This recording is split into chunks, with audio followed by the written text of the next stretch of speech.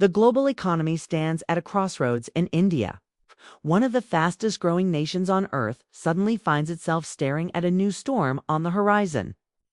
The World Bank has just sounded an alarm, a direct warning that the United States' new tariffs on Indian exports could slow not only India's growth, but the entire South Asian region.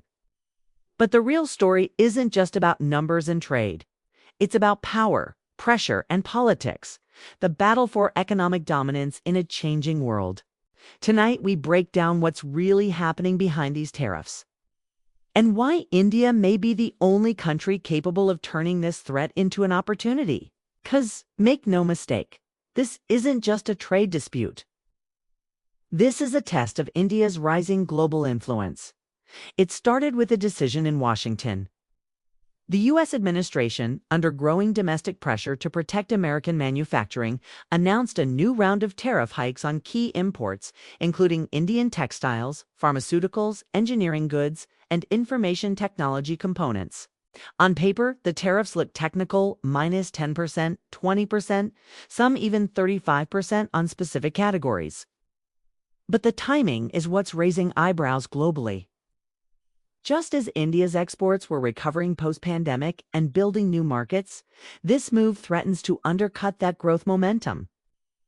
According to the World Bank's latest South Asia outlook, India's growth, which has been projected at around 6.5% for 2026, could take a hit of up to 0.4% due to these trade disruptions.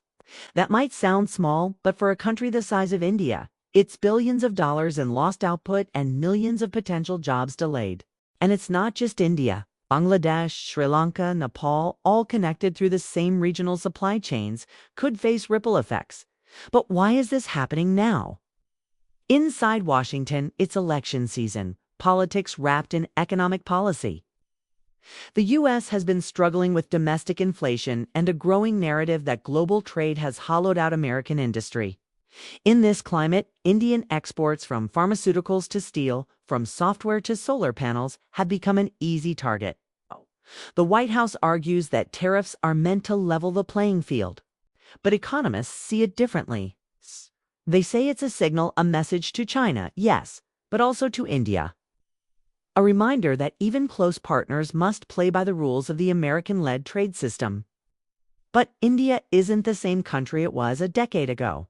It's no longer a quiet participant in the global economy. It's a strategic heavyweight with growing influence in trade, defense, and diplomacy. And New Delhi's response to these tariffs proves it. Within hours of the World Bank report going public, India's Commerce Ministry issued a statement, calm yet unmistakably confident. India remains committed to resilient trade partnerships, it said. But unilateral measures that disrupt global supply chains will not serve the cause of sustainable growth. Behind closed doors, however, discussions are far more intense. Sources from the Ministry of External Affairs reveal that India has already initiated talks with Washington to address specific tariff categories through a fast-track negotiation mechanism. The goal: prevent escalation, but also protect Indian industry. Prime Minister Narendra Modi's administration has been clear. India will not be bullied economically. Instead, it's already working on diversifying exports to ASEAN, the Gulf, and Africa. The message to Washington: India is open for business, but not on anyone else's terms. Now, the World Bank isn't exactly known for dramatic statements. But this time, the tone was unusually direct. In its report, it warned that if US tariffs persist, they could lead to a slowdown in South Asia's export-driven recovery, and that India's trade resilience will be tested in the face of rising protectionism. The bank's analysts highlighted that South Asia's manufacturing value chains, from textile looms in Gujarat to garment factories in Bangladesh, are deeply interconnected. Any disruption to India's exports creates a domino effect across the region. But the same report also acknowledges something critical: India's unique advantage. Unlike other developing economies, India has both the industrial depth and diplomatic capital to withstand pressure. With strong domestic demand, a $4 trillion economy, and partnerships with both the U.S. and Russia, India is not a country that can be cornered easily. To truly understand what's happening, we need to look beyond tariffs into geopolitics. These trade tensions are part of a much larger global realignment. The U.S. is trying to decouple from China, rebuild manufacturing at home, and strengthen Western economic alliances.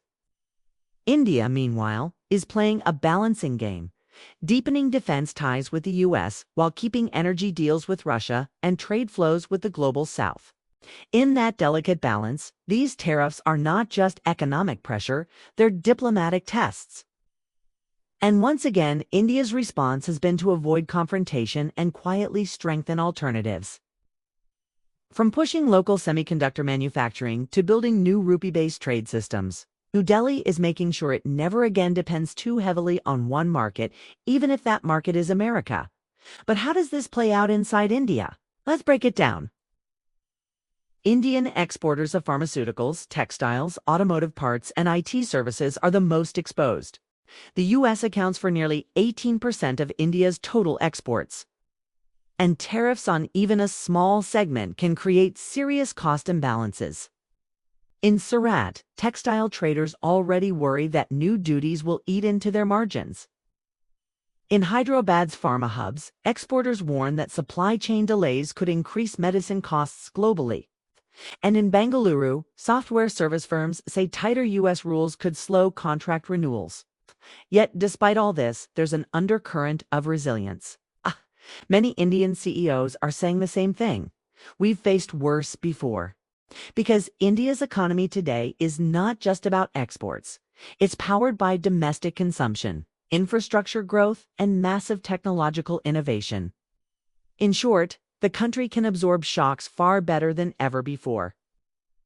What's fascinating is how this crisis fits perfectly into India's broader vision, Atmanirbhar Bharat, or self-reliant India. Instead of reacting defensively, New Delhi is using this moment to push for faster reform, promoting made-in-India manufacturing, new export credit systems, and bilateral trade deals that bypass traditional Western frameworks. Just this month, India signed a new trade facilitation agreement with the UAE to expand rupee dirham settlements for goods like engineering and chemicals. Similar deals are under discussion with Indonesia, Vietnam, and Brazil. The message to the world: India is ready to lead a multipolar trade future. Behind the tension, however, lies a complicated friendship. The U.S. and India remain vital partners from defense cooperation under the Quad II semiconductor and space collaborations. But these tariffs have introduced a new friction point. According to diplomatic insiders, high-level dialogues are already underway between Commerce Secretary Gina Raimondo and India's Piyush Goyal, trying to find a mutually beneficial path. The U.S. knows that alienating India would be a strategic mistake, especially as Washington seeks allies to counter China's influence in Asia, and India knows that cooperation with the U.S. still brings long-term technological and financial benefits. That's why both sides are playing it smart, a delicate mix of firmness and flexibility. Around the world, India's handling of this episode is being watched closely. In Europe, analysts praise New Delhi's poise: assertive, not aggressive. In Beijing, there's cautious observation. China sees an opportunity to expand influence in South Asia if U.S.-India ties sour. Meanwhile, Russia, quietly cheering from the sidelines, used this as another chance to deepen energy trade with India, offering discounted crude and opening new rupee payment channels. What the world is realizing is that India's diplomacy is now operating on multiple levels at once: economic, strategic, and ideological. If you zoom out, this moment is not a setback, it's an inflection point. India's long-term ambition isn't to avoid tariffs, it's to reshape global trade itself. To make Asia, and particularly South Asia, less dependent on Western systems, with new shipping corridors, defense manufacturing zones, and energy alliances spanning the Middle East and Africa. India is slowly building what economists call the third pole of global trade. Not American, not Chinese, but Indian-led. And the World Bank's warning, ironically, may just accelerate that journey. So, will U.S. tariffs hurt India's exports? Yes, in the short term. Will they derail India's growth story? Absolutely not. Because what we're witnessing is not a setback, but a shift, a realignment of global trade power, where India is learning to turn every challenge into leverage. In the words of one economist, every time the West pressures India, it grows stronger. The World Bank's warning may sound ominous, but for India, simply another reminder of how far it has come. It's from being a follower in global trade to becoming a rule maker in a world that's rapidly changing. And as the storm brews between Washington and New Delhi, one thing is certain. The future of the global economy will not be decided in boardrooms of the West alone, but also in the corridors of New Delhi.